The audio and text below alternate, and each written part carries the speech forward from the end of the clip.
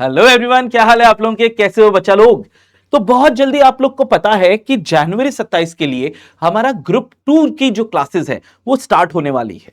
और इसी समय कई सारे बच्चों का मेरे पास एक मैसेज भी आया, सर ग्रुप 1 हम पढ़ चुके हैं, पढ़ रहे हैं, क्या क्या चीजें होने वाली है, थोड़ा सा आइडिया दे दो ना कि ग्रुप 1 में क्या होता है, ग्रुप 2 में क्या होता है, और बोथ ग्रुप में सर अगर हम देते हैं तो क्या क्या फायदे होंगे, या हम सिंगल सिंगल ग्रुप देके करें।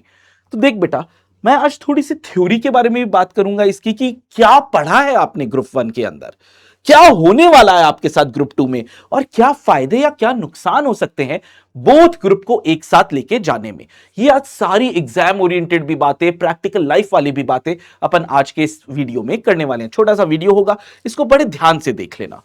सबसे पहले अपन बात करते हैं कि आप लोग को पता है कि आईसीएआई ने जो नया सिलेबस मई 24 में, अब नया नहीं रहा लेकिन फिर भी हम अभी इसको न्यू सिलेबस ही बोलते हैं, मई 24 में जो न्यू सिलेबस निकाला था उसमें 8 सब्जेक्ट की जगह 6 सब्जेक्ट रखे थे सीए इंटरमीडिएट में, और 3 ग्रुप 1 में, 3 ग्रुप 2 में। इन्होंने एडवांस अकाउंट्स को मर्ज कर दिया था और ऐसे कई सारी चीजें की।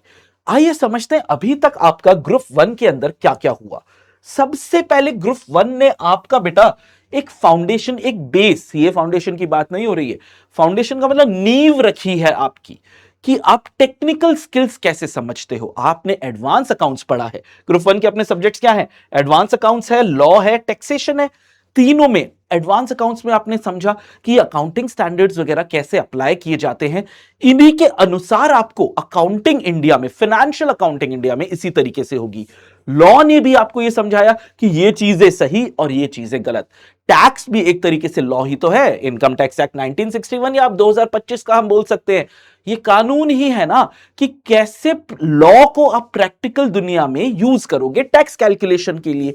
तो इन तीनों सब्जेक्ट ने क्या किया बच्चे, तीनों सब्जेक्ट ने आपकी नींव रख दी है ताकि आप ग्रुप 2 को पढ़ सको। और इसीलिए कोई भी सीए का टीचर होगा ना, वो अगर कोई बच्चा उससे पूछेगा सर मैं सिर्फ एक ही ग्रुप देना चाहता हूं, क्या मैं ग्रुप 1 दूं या ग्रुप 2 दूं, हमेशा टीचर पहली चीज मैं भी यही बोलूंगा कि आप पहले ग्रुप 1 दो जो आपका फाउंडेशन बेस बना दे, तब आगे की चीजें बहुत अच्छे से समझ में आएगी।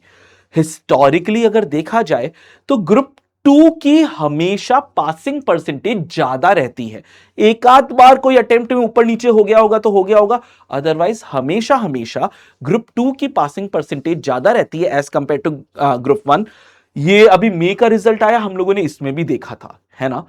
तो आओ समझो क्यों होता है सर ऐसा, क्योंकि ग्रुप 2 के अंदर जो है आपके जो सिलेबस होता है वो एप्लीकेशन बेस्ड होता है।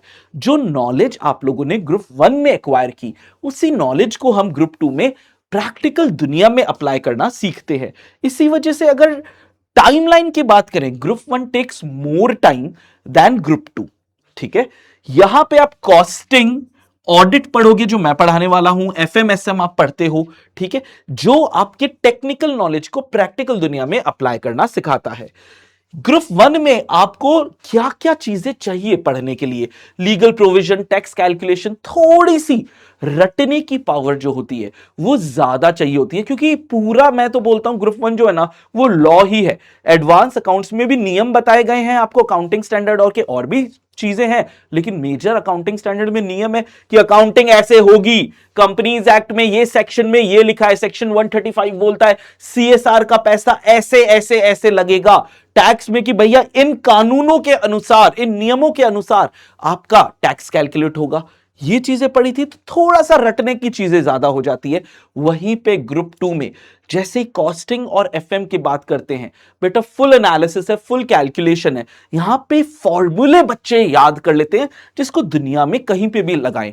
ऑडिट की अगर मैं आपसे बात करूं तो ऑडिट के अंदर आपको सारे सब्जेक्ट का निचोड़ है बेटा, आपको एडवांस अकाउंट्स भी आना चाहिए, लॉ भी, टैक्स भी, कॉस्ट भी, एफएम भी, एसएम भी, ऑडिट में ये सारी चीजें आपको आती है।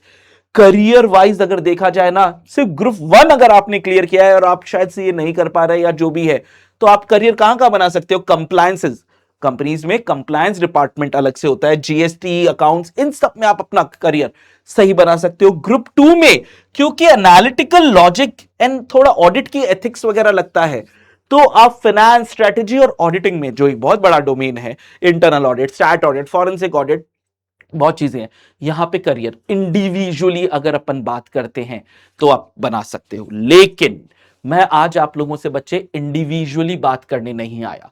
आज मैं आपसे group 1 versus group 2 versus both group के बारे में बात करने आया हूं। यहां पे आप लोग को अच्छे से पता है कि जब तक आप दोनों ग्रुप नहीं अटेम्प्ट करोगे, एक ही अटेम्प्ट के अंदर दोनों ग्रुप नहीं अटेम्प्ट करोगे, आप रैंक के लिए एलिजिबल नहीं होते। अभी भी मई 26 में एक बच्चे का मेरे पास उसके रिजल्ट का स्क्रीनशॉट आया, उसने सिर्फ ग्रुप 2 दिया था। भाई ग्रुप 2 में उसके मार्क्स इतने ज्यादा अमेजिंग कि अगर वो दोनों ग्रुप दे देती ना वो बच्ची, वो पक्का पक्का सिंगल डिजिट रैंक करती, कुड बी AIR 1। लेकिन ठीक है, नहीं दिया, उसने प्रेशर नहीं लेना चाह रही थी या जो भी है। आप लोग को यह चीज पता होनी चाहिए कि आपको दोनों ग्रुप जब सिंगल अटेम्प्ट में आप क्लियर करोगे तो ही आप रैंक के लिए एलिजिबल होगे। तो रैंक फैक्टर को प्लीज जरूर जरूर दिमाग में रखना, अगर डिसिप्लिन में हो, मेहनती हो, पढ़ाई समझ में आ रही है। यहां पे 3 महीने की रियलिटी चेक, या किस बच्चे को सिर्फ ग्रुप 1 जाना चाहिए, किसको सिर्फ ग्रुप 2 जाना चाहिए, किसको दोनों ग्रुप जाना चाहिए, अपन ये सारी बातें भी करेंगे। If only 3 months remain for your study, मतलब अक्टूबर नवंबर दिसंबर, अक्टूबर से पहले पहले आपका सिलेबस खत्म हो गया, 3 महीने आपका, या अक्टूबर फर्स्ट वीक में भी हो गया, तो 3 महीने आपके पास मोटा मोटी रहेंगे सिलेबस करने के लिए। तो फोकस एक्सक्लूसिवली, अगर लेस देन 3 मंथ्स है, एक्सक्लूसिवली एक ही ग्रुप पे जाओ। यहां पे अगर आप एक फुल टाइम स्टूडेंट हो, मतलब कोई और काम नहीं है, सिर्फ पढ़ना है, घर वालों ने बोल दिया तुम्हारे पैसों की जरूरत नहीं है, तुम सिर्फ पढ़ाई करो, तो बोथ ग्रुप टुगेदर 6 से 8 महीने की आपको डिसिप्लिन स्टडी चाहिएगी। 6 महीना इसलिए लिखा क्योंकि कई सारे बच्चे आप लोग 2x वाले भी हो ना, 1.5x 2x रिकॉर्डेड, तो आप पढ़ाई जल्दी भी खत्म कर लेते हो। हमारे खजाना से भी आप लोग ये चीजें जल्दी, जितना ज्यादा रिविजन का आपको टाइम मिलेगा बेटा, वही तरीका है रैंक लाने का। सिंगल ग्रुप अगर 4-5 जो आपके पास महीने हैं, सिंगल ग्रुप, मैं तो कह रहा हूं ग्रुप 1 पे पहले जाओ, ग्रुप 2 इजियर हो जाएगा, ठीक है। और सेकेंड ग्रुप पे ही जाना है तभी जब 3 महीने के करीब आपके पास बचे हैं। आप बेटा सेकेंड ग्रुप को बहुत आराम से क्लासेस भी खत्म कर लोगे, टेस्ट वगैरह रिवीजन वगैरह भी दे लोगे। इन चीजों को दिमाग में रखना। लेकिन मेरे आपसे रिक्वेस्ट है, अगर पहली बार सी इंटरमीडिएट का अटेम्प्ट देने जा रहे हो ना, ये सारा कचरा पट्टी दिमाग से निकाल दो और दोनों ग्रुप के लिए बैठो। मैं हमेशा आपको कहता हूं both group is the easiest one two clear जब पहला अटेम्प्ट है। आपको क्लोज टू 1 ईयर मिलता है पढ़ाई करके रिविजन करने में। वहीं पे अगर कहीं गलती से हमारा अटेम्प्ट लग जाता है, तो अटेम्प्ट लगने के बाद आप देखो, इसमें भी स्ट्रैटेजीज होती है। बच्चे के पेपर अच्छे गए थे, जब बच्चे ने एक ग्रुप दिया, पेपर अच्छे गए, बच्चे को क्या लगा, ठीक कोई दिक्कत नहीं है, मैं सेकंड ग्रुप का तैयारी कर लेता हूं। अगर रिजल्ट नेगेटिव आ गया तो वो एक ही ग्रुप पे अटक गया, पुराने की तैयारी नहीं की थी, नए वाले को किया, उसमें भी डर लगने लग गया। बच्चे के पेपर खराब गए थे, यहां पे भी टेंशन नहीं है कि बच्चे को पहले ही पता है कि भाई वापस पढ़ना होगा, वो एग्जाम के एक आध दिन बाद वापस पढ़ने बैठ जाएगा। लेकिन मेजर बच्चा सबसे अच्छे और सबसे बुरे में नहीं रहता। मेजर बच्चा रहता है सर शायद पास हो जाऊंगा, वो शायद पढ़ाई नहीं करता। उसके लिए रिजल्ट के बाद उस दिन पता लगता कि अरे भाई ऐसी की तैसी हो गई, वापस से पढ़ना पड़ेगा। अब हमारे पास 1.5 महीने ही बचा हुआ है। अब बेटा 1.5 महीने में तो आप नहीं निकाल पाओगे ना, इसलिए आपको अटेम्प्ट स्किप करना चाहिए। या अगर आपकी तैयारी अच्छी है, बाय चांस सर एक सब्जेक्ट में 2-5 नंबर से रह गए, बाकी सब सही हो गया था, तो बेटा second group is always shorter, easier and good for your confidence building. तो ये सारी चीजें आपके दिमाग में होनी चाहिए। एक और बस बात, कई बच्चों के साथ मैंने ये देखा था, अभी फाइनल में भी देखा था, इंटर में भी, कि एक आध पेपर जब खराब हो जाता है, वो उस ग्रुप का नेक्स्ट पेपर देने ही नहीं जाते। बी इट फर्स्ट पेपर खराब हो गया, सेकंड पेपर खराब हो गया, थर्ड देने ही नहीं गए। ये गलती कभी नहीं करना बेटा, पेपर जरूर देने जाओ, पेपर जाके बैठो। एब्सेंट नहीं लगनी चाहिए, क्योंकि एब्सेंट लगते ही अगर आपके पहले या दूसरे पेपर में एग्जाम्शंस आ रही है, आई है बच्चों की, लेकिन एक पेपर में, तीसरे पेपर में एब्सेंट है, तो बेटा वो एग्जाम्शन नहीं कैलकुलेट होती। ऐसी चीजें टेक्निकल चीजें हैं, लेकिन आपको ध्यान में रखनी पड़ेगी। वापस से पूरे शिद्दत से पढ़ाई कर रहे हो, डिसिप्लिन है, पढ़ाई समझ में आ रही है। देखो डर हमेशा लगेगा, सीए है, अगर डर ही नहीं लगे तो हर कोई नहीं कर लेगा क्या? 8% का रिजल्ट पासिंग का कोई तो कारण होगा। ये कारण हिम्मत का भी है। हिम्मत रखो, पहला अटेम्प्ट है, दोनों अटेम्प्ट करो, लेकिन एक ग्रुप को हमेशा स्ट्रांग करो।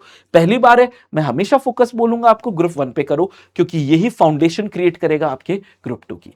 तो आज के लिए इतना ही बेटा। I will see you guys in the next such informative videos. Thank you so much, take care, bye bye.